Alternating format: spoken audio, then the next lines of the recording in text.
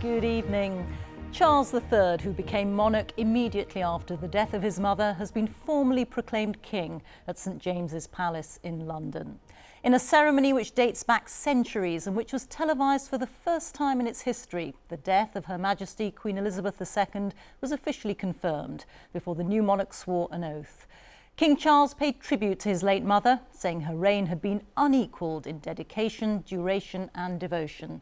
He vowed to follow her example and to seek peace, harmony and the prosperity of all the nations where he is now head of state. He also confirmed that the day of the Queen's funeral on Monday the 19th of September will be a bank holiday across the country. Our royal correspondent Nicholas Witchall has been watching today's events. In the setting of London's original royal palace at St James's, the Accession Council, Britain's political leaders past and present with other notable figures, there to pledge their allegiance to Britain's new head of state. God save the King! God save the King! The King joined the Accession Council gathered in the palace's throne room to make his declaration. It is my most sorrowful duty to announce to you the death of my beloved mother, the Queen. I know how deeply you, the entire nation, and I think I may say the whole world, sympathise with me in the irreparable loss we've all suffered. My mother's reign was unequalled in its duration, its dedication and its devotion. Even as we grieve, we give thanks for this most faithful life. I am deeply aware of this great inheritance and of the duties and heavy responsibilities of sovereignty which have now passed to me. In taking up these responsibilities, I shall strive to follow the inspiring example I have been set in upholding constitutional government and to seek the peace, harmony and prosperity of the peoples of these islands and of the Commonwealth realms and territories throughout the world. And in carrying out the heavy task that has been laid upon me, and to which I now dedicate what remains to me of my life, I pray for the guidance and help of Almighty God. Concerning the security of the Church of Scotland. The King took a centuries-old oath to preserve the position of the Church of Scotland. I, Charles III, by the grace of God, of the United Kingdom of Great Britain and Northern Ireland, and of my other realms and territories, King, Defender of the Faith, do faithfully promise and swear that I shall inviolably maintain and preserve the settlement of the true Protestant religion as established by the laws made in Scotland. Watched by the heir to the throne, Prince William, Prince of Wales, and Camilla the Queen Consort, he signed the oath Charles R. Charles Rex, King. And then a moment of pageantry.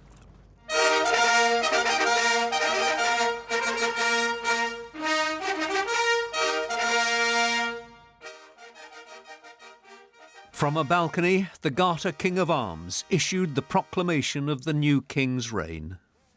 Whereas it has pleased Almighty God to call to his mercy our late Sovereign Lady, Queen Elizabeth II, of blessed and glorious memory, by whose decease the crown of the United Kingdom of Great Britain and Northern Ireland is solely and rightfully come to the Prince Charles Philip Arthur George. We, therefore, do now hereby, with one voice and consent of tongue and heart, publish and proclaim that the Prince Charles Philip Arthur George is now, by the death of our late sovereign of happy memory, become our only lawful and rightful liege lord, Charles III. The King's Guard gave 3 cheers. 3 cheers for His Majesty the King! Hip, hip! Hooray! Hip, hip! Hooray! Hip, hip! Hooray! Following centuries-old tradition, the proclamation was also issued in the City of London. It will be repeated in Britain's other national capitals tomorrow. Hooray! Hip hip! Affirming and proclaiming the reign of Charles III to all corners of his kingdom. Nicholas Witchall, BBC News.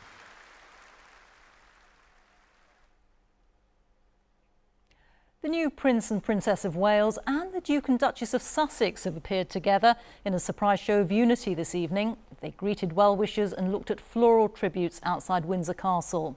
Prince William also issued a statement paying tribute to the late Queen. He said, "She was by my side at my happiest moments, and she was by my side during the saddest days of my life. I knew this day would come, but it'll be some time before the reality of life without Granny will truly feel real." Our correspondent Daniella Ralph reports now on the brothers' joint visit. Unexpected and unannounced, nobody had seen this coming. After the rancour and the conflict, the fallout and the friction, this was a family reunited in grief. The new Prince and Princess of Wales, the Duke and Duchess of Sussex, together in Windsor to view the flowers and see those who had come to mourn the Queen. All eyes were on them. The brothers have barely spoken to each other for 2 years, but today something clearly shifted. Harry and Meghan walked down one side of the crowd on Windsor's long walk up to the castle, chatting, receiving flowers and condolences. On the other side were William and Catherine, doing much the same, particularly focusing on families and children who had come out to remember the Queen. It's hard to imagine quite how this moment came about. Perhaps the public outpouring of love for the Queen and the weight of responsibility their father now bears caused Harry and William to find a peace that has previously been hard to reach. It was an extraordinary moment of solidarity that seemed to please all those there to witness it. In her death, the Queen appears to have helped heal a damaging rift as the royal family comes together to say their farewell. Daniella Ralph, BBC News. Let's join Dan Johnson, who is in Windsor for us this evening. And Dan, what was the reaction of people there to William and Harry appearing together? Such a warm response to that show of unity from Harry and from William, being joined by their partners. I think people were surprised. We didn't know what to expect here. There were rumours going through the crowd. There were ripples of excitement. People were really pleased to see any members of the royal family and to get the chance to share their tributes, a few words, to hand over a bunch of flowers. But a real surprise for people to see the brothers together after so much division, so many difficult days. I think it really has made an impression upon people here, and it's been appreciated. There have been a real mixture of emotions here. You cannot mistake that some people are deeply sad, are really upset by the loss of the Queen. There have been people here quietly reflecting, but there's also been a positivity about this place, a mood of celebration today. There have been loads of people here as families who've brought their children here. I've seen parents trying to explain to young kids what these momentous events are actually about. I've seen grandparents sharing their own memories and trying to communicate what this means to the younger generations. So we've seen families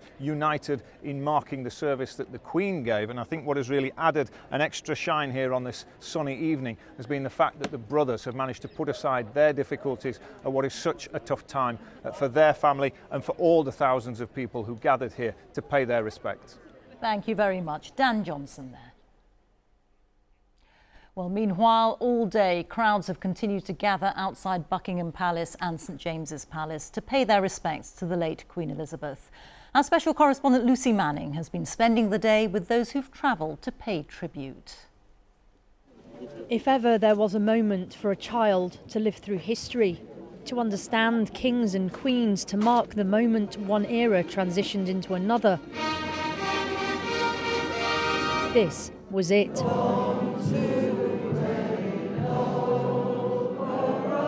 Just a few hundred from the crowds of thousands allowed outside St James's Palace to hear the new king proclaimed. The youngest, Orla Elizabeth, 11 weeks old. It's history, isn't it? And I think by bringing her down today, it's something that we can talk to her about. She'll obviously be spoken to about the Queen because she's named after her. And then it's something that she can then pass on to her kids. So what do you make of King Charles so far? I think he's been absolutely incredible, really, and doing all of that, what he did yesterday, the day after his mother died, it takes guts, and I thought he was absolutely magnificent. A real sense of trying to involve the people, his subjects, to bring them along with the change. Knitted by their grandma, Lottie and Isabel had brought their queens. Why have you brought those down today, girls?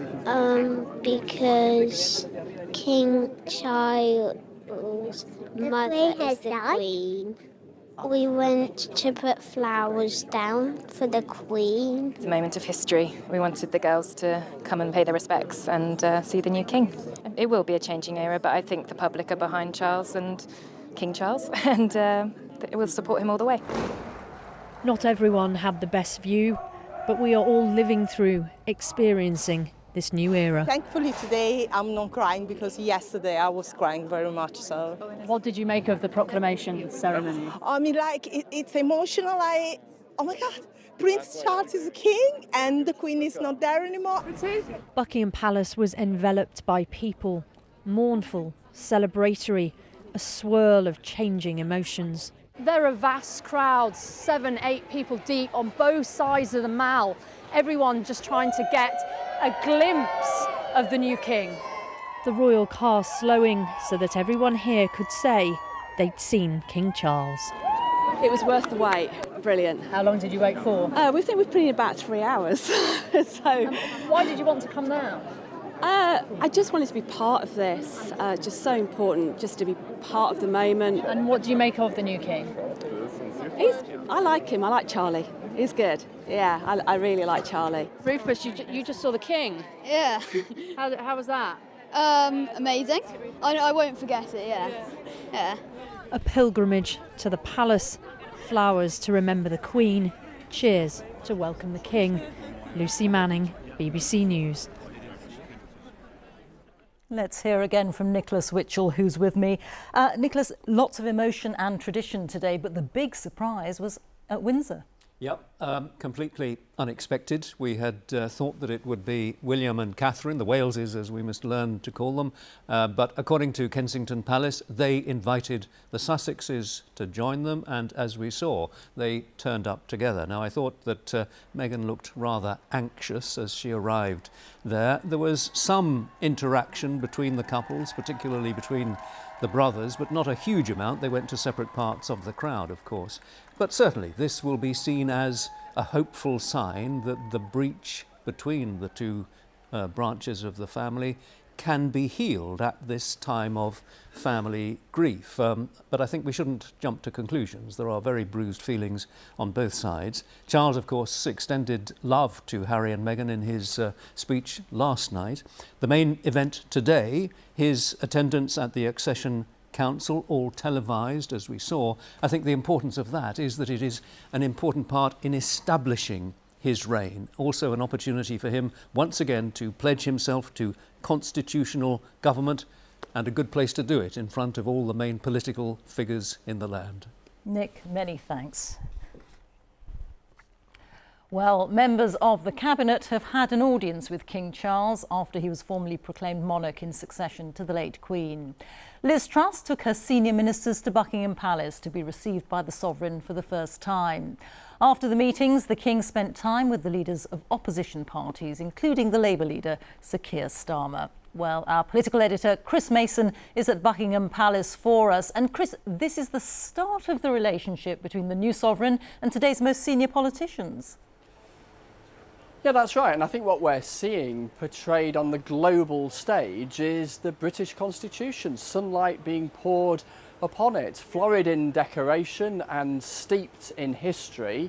And we're seeing the interactions between monarch, Parliament and government. So we see the new Prime Minister, yet again seeing the new King alongside her cabinet today, as well as opposition leaders from the Labour Party, the Liberal Democrats, and also the Scottish National Party at Westminster. I know from speaking to those who've been there today, they feel the history in just the same way as the crowds do here, that a quirk of history means they happen to be in those posts at the time of a change in the sovereign. What I can also tell you this evening is that the Prime Minister, the new Prime Minister, in office of course for just a handful of days, is going to accompany the King on a tour of the UK in the coming days, taking in Edinburgh, Belfast and Cardiff. A big moment for the two of them, and there is a political undertone to the Prime Minister's journey. Both the Prime Minister and the King, proud defenders of the union of the UK. And of course we know, to greater or lesser extents in different parts of the UK, there are tensions in that union. For a new Prime Minister, a Prime Minister of the UK, to accompany a new monarch on that tour will mean something for her personally, but will mean something politically too. OK, Chris, many thanks.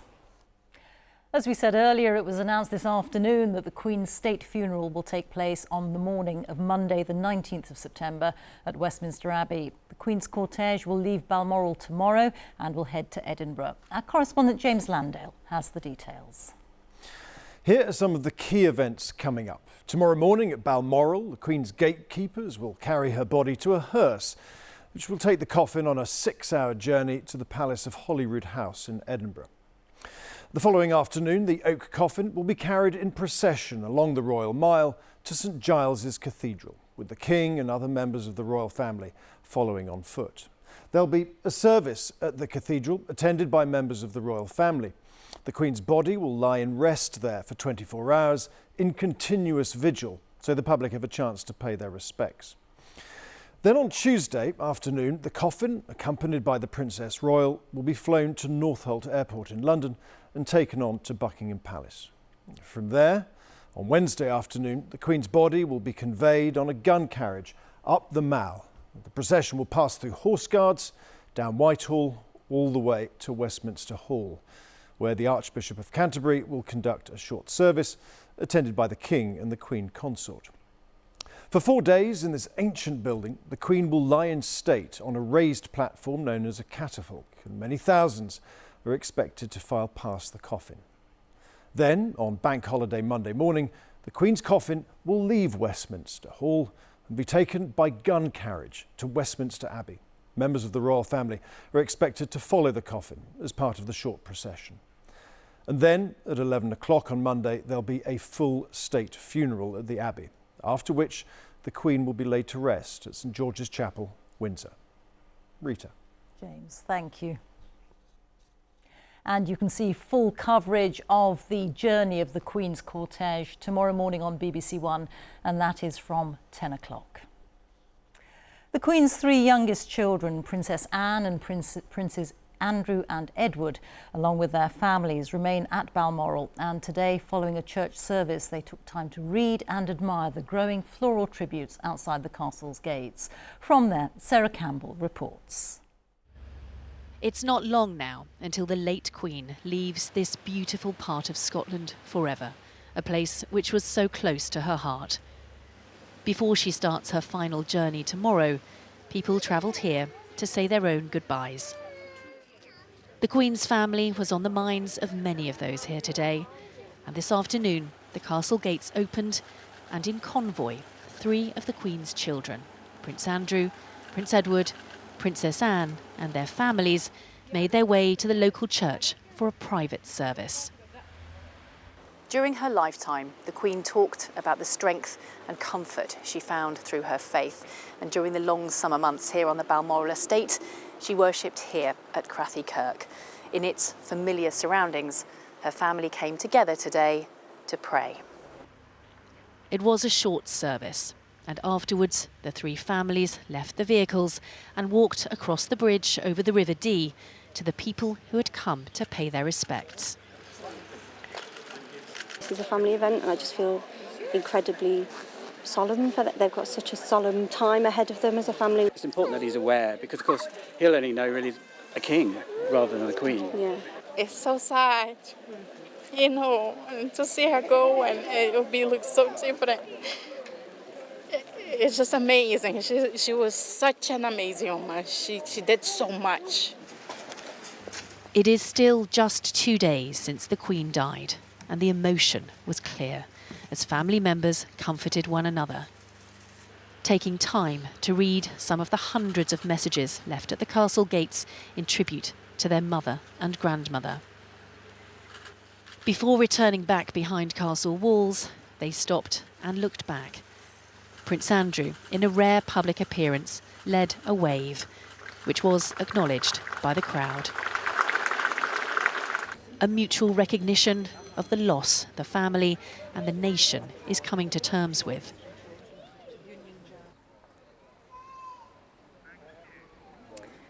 Well, we now know that since her death on Thursday, the Queen has lain in the ballroom here at Balmoral Castle in an oak coffin covered with the Royal Standard for Scotland and topped with a wreath of flowers. It was said, and is said, a senior palace official today, a scene of quiet dignity.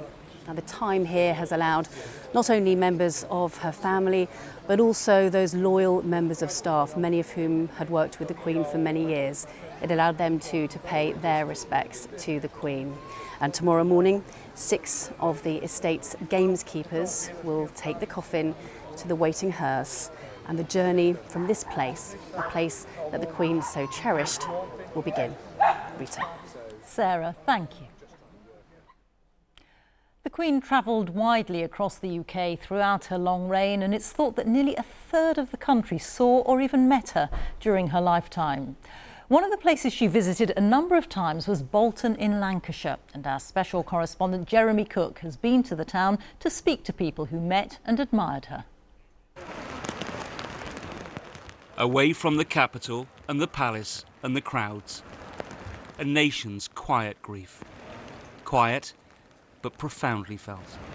She's beautiful. There'll never be another one like her, will there? I mean, tears just streamed down my face, and you've got to believe it, but it's difficult, isn't it? Yeah. There's sadness here, of course, but gratitude too. So many lives touched by their Queen. Telegrams and cards that mean so much. I got one, a special one for my diamond wedding. It's nice with that Buckingham Palace envelope. Yeah. Yeah. We treasure that, we treasure that. Her Majesty the Queen and the Duke of Edinburgh leave Bolton Town Hall. Bolton, in our northern heartlands, a royal destination over several decades. In 2009, it was Warburton's Bakery. A short visit, but lifelong memories. She made me feel exceedingly important, and that's what I remember about her. She was all about me on that day. Would it be ridiculous of me to say that that moment, that exchange, actually changed your life? It did, yes, because I'm still talking about it 13 years later. And, you know, I've met the Queen, and I remember when she walked away and she turned back to me, she said, "Keep up the good work." And I said to my colleague at the side, I said, "Wow." The passing of a monarch is a loss felt in all corners of the country. In offering our deepest condolences and sympathies in passing of our late Queen Elizabeth II. In every one of our communities. She was not just the Queen, she was our Queen for all communities, whichever faith you were from. In particular, I'd like to sort of pass my condolences from the community of Makkah Mosque and the community as a whole. She was our Queen, and we deeply, deeply going to miss her. Al, the bus driver, is a proud monarchist. Good to see you. On your break. His patriotic outfit, a heartfelt tribute. I think the whole world is going to miss her. Really, the whole world is going to miss her. They are. What can we do? We can move on, and as I say, support our new king. Take a moment, though.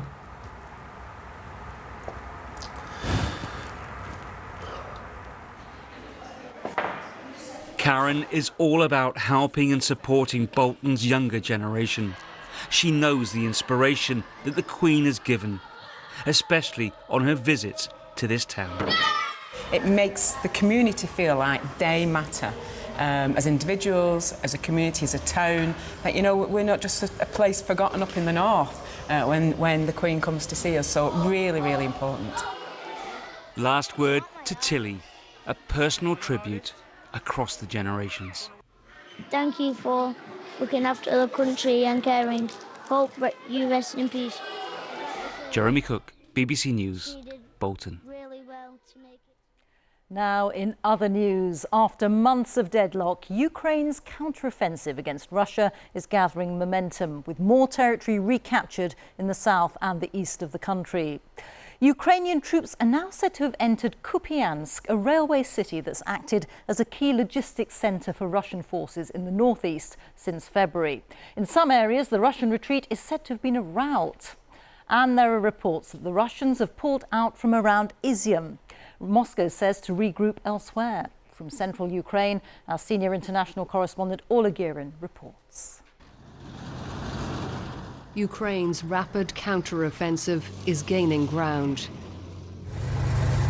Its troops taking some casualties, but also taking territory on several fronts, catching Russian forces off guard, even surprising some Ukrainians. This footage was filmed by Ukrainian forces. We can't document the battles ourselves.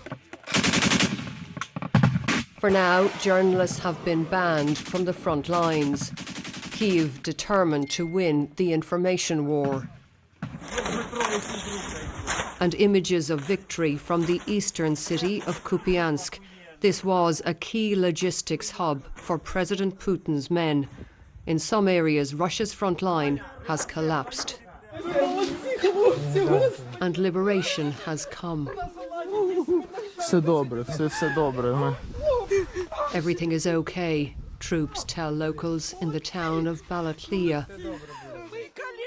For 6 months we prayed you would come, she says.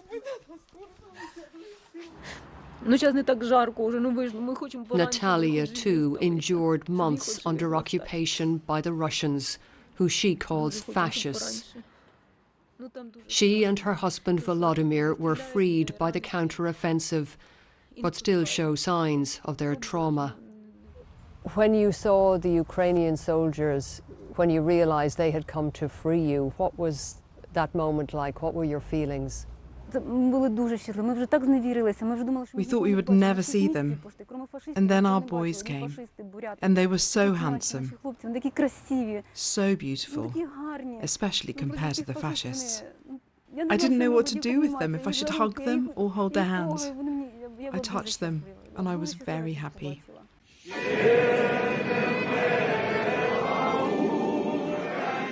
Ukrainian social media has been flooded with patriotic videos. The national anthem, now a battle hymn for troops who believe that momentum is swinging their way. But the Russians still hold around a fifth of Ukraine, including the city of Kherson. This was the resistance on the streets back in March. It was the first major Ukrainian city to fall after the invasion. We managed to reach a woman still living there who says the Russians are starting to lie low. For her protection, we aren't naming her, and her words are spoken by a BBC producer. Over the past 2 or 3 days, the military seem to have quietened down a bit. They are less visible in cafes and restaurants. If street fighting starts, it will be very dangerous. I want to see our army here and thank them. I want to see the victory. Scenes like this are cathartic for Ukraine and reassuring for its Western backers. No one imagines a swift end to the war. But the Ukrainians have now shown they can beat the Russians in battle, not just outmaneuver them. Orla Guerin, BBC News, Central Ukraine. Let's take a look now at some of the other stories making the news today. Hundreds of people gathered outside the headquarters of the Metropolitan Police to protest against the shooting dead of a 24-year-old black man in South London on Monday. Chris Cabot was killed by a police officer following a car chase. His family are demanding the officer involved be immediately suspended after the police watchdog declared a murder investigation. The Met Police says the officer is not on operational duties and the force is cooperating fully with the police watchdog. The UN Secretary-General Antonio Guterres has said that Pakistan needs massive financial support following devastating floods that have marooned vast parts of the country. On the second day of his visit to Pakistan, he described the situation as unimaginable. More than 1,400 people have died and millions have been forced to flee their homes. And UK scientists have established how air pollution can lead to cancer, a discovery that they say will transform our understanding of how tumours develop. The findings presented to the European Society for Medical Oncology could lead to drugs that block the disease. Let's return now to our main story, and the official proclamation of Charles as King took place not just in London today, but also in Ottawa in Canada, where he replaces the Queen as head of state. Queen Elizabeth made no fewer than 22 state visits there during her reign, more than to any other country. Our chief international correspondent Lyse Doucet reports now on how Canadians are remembering the Queen. This morning in Ottawa, bearskin hats and a bugle, a solemn ceremony to confirm a king. His Royal Highness Prince Charles Philip Arthur George is now, by the death of our late sovereign, Charles III. A new head of state, Canada, one of 14 Commonwealth countries, former colonies, which still keep the crown. Thank you again for your welcome. It is very good to be home. For 7 decades, she drew the crowds here, old and new generations gathering to greet her, displaying affection for her and for what she loved. From corgi fan clubs in the capital, Ottawa, to fast horses at the Calgary Stampede in the west, Prince Philip enjoying himself too, always at her side, embracing Canadian culture, including its national sport. I think it's absolutely wonderful. She's really touched the spirit of what being a Canadian is all about. But often, the Queen was on thin ice. The separatist extremists were making their promised demonstration. Sometimes the people who showed up came to protest. This was the scene in the mainly French-speaking province of Quebec in 1964, when separatist sentiment was at its highest, anger over English domination. The Queen knew it, never showed it, steering a middle course. Ottawa is a small capital. From her very first visit as Queen in 1957, she always spoke both of Canada's official languages. Veuillez be seated. Veuillez vous asseoir. Better than even some of Canada's politicians. Another difficult legacy of a darker imperial past. The Indians were so delighted to meet the Great White Queen. For Canada's Indigenous community, the monarchy also symbolises dispossession, discrimination, horrific abuses Canada's leaders are still confronting. This morning's ceremony to welcome the King sends another signal. The monarch's representative, Governor-General Mary Simon, is the first Indigenous person to hold this role. Other change could be coming. Recent polls show only a small minority of Canadians feel the monarchy still matters in their lives. But for now, it's still a constant. Lyse Doucet, BBC News, Ottawa.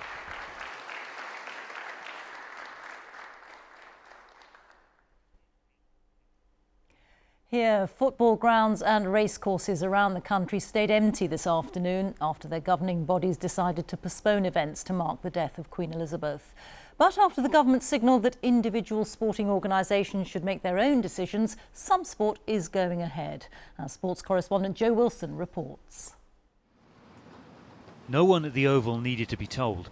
As the cricketers of England and South Africa readied themselves, there was a hush in the grandstands long before the announcer officially declared a minute of silence would begin.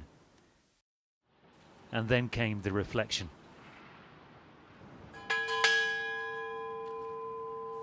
And then came God Save the King.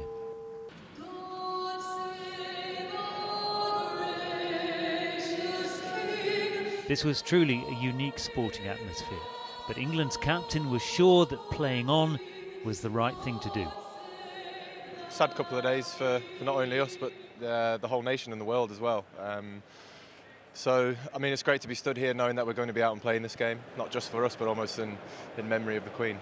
Soon England were bowling and succeeding. Ollie Robinson took 5 wickets as South Africa were dismissed for just 118. England's women play this evening too. Rugby in both codes in England also chose to play, with respectful recognition. But football authorities across England, Scotland, Wales and Northern Ireland decided that matches should not take place this weekend. Horse racing, Queen Elizabeth's great passion, also paused to resume with a sense of thanks tomorrow, when the Great North Run, with some 60,000 entrants raising millions for charity, will also take place as planned.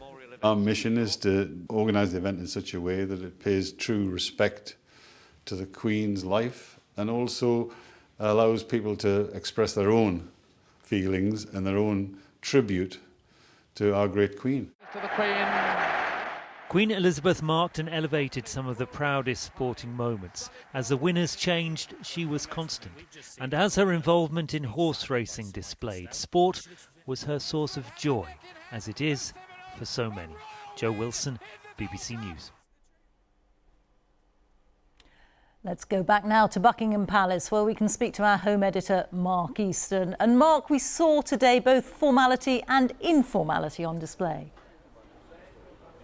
We did indeed, Rita, and you will know that there is a vast sort of media city, village that has grown up outside Buckingham Palace. The world is watching. And what the world saw today was the formal handover of power in the United Kingdom, dressed in breeches and braid and wearing a most surprising hat. The language may have been archaic, the ceremony may have been mystifying to many, but King Charles, like his mother before him, knows that custom and convention can drape potentially destabilising processes like this with timeless and reassuring continuity.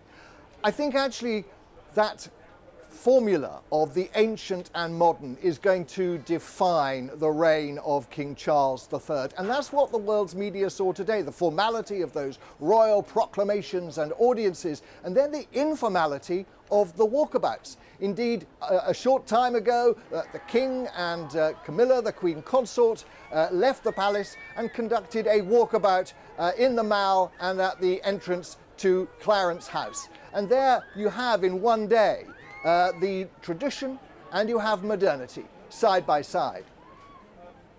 And are we seeing there, Mark, the King trying to judge and respond to the mood of the nation? We are, and this is a difficult time for Britain. We have 2 new leaders, a monarch and a Prime Minister, who have less than a week's experience of those jobs between them.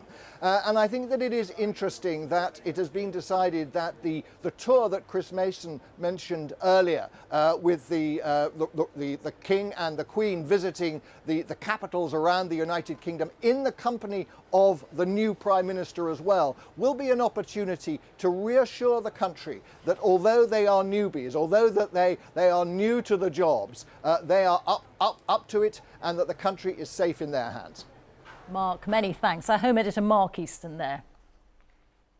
Time for a look at the weather now. Let's join Ben Rich. Ben. Hello Rita, thank you. Good evening. After a week of frequent heavy showers, today has brought fewer showers, more in the way of dry weather and some spells of sunshine. There have still been some showers around, the speckled clouds bringing some showers across some central and eastern parts of England. Out towards the west, we've got more bands of cloud waiting in the wings. They will start to bring rain for some of us during tomorrow. But for the time being, we find ourselves in a window of mainly fine weather. Any showers in eastern parts of England will tend to fade through the night. Some mist and fog patches will start to develop. Temperatures typically 8 to 13 degrees. May get a little colder than that, though, across some parts of eastern Scotland. Tomorrow starts on a fine note for many. Any early fog should tend to clear. And then we are going to see some spells of sunshine. Just a small chance for a shower tomorrow across some eastern parts of England. Behind me, though, cloud and rain. Heavy rain at that, starting to push its way in towards Northern Ireland. But a southerly breeze making it feel warm tomorrow. 21 degrees on the coast of northeast Scotland. 23 or 24 across some southeastern parts of England. Northern Ireland will end tomorrow with some heavy thundery rain. That will then drift its way northeastwards overnight tomorrow into the early hours of Monday across Scotland.